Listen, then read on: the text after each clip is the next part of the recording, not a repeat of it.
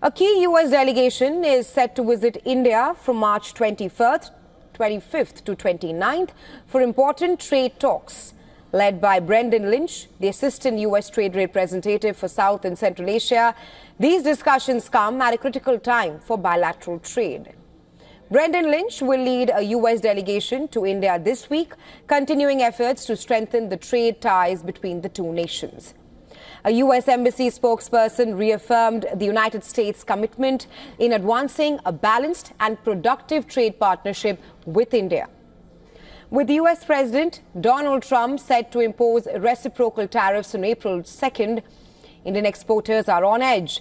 However, sources suggest India is hopeful it may exempt from these tariffs as trade talks continue between Washington and New Delhi, especially with the bilateral trade pact in the works.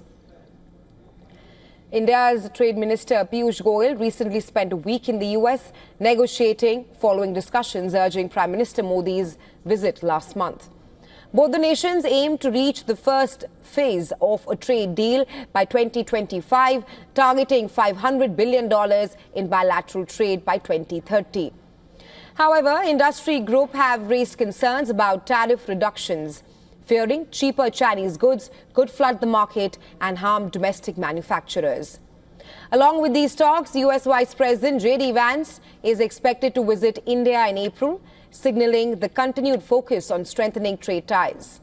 The two nations are engaged in ongoing discussions to resolve tariff issues and finalize the framework for a bilateral trade agreement. While challenges remain, the ongoing trade talks between India and the U.S. are poised to shape the future of bilateral trade and also impact industries on both the sides. And for more on this, on the trade talks between New Delhi and Washington, D.C., our Assistant Editor for Foreign Affairs, Siddhant Sibul, has sent us this report from New Delhi. Take a look.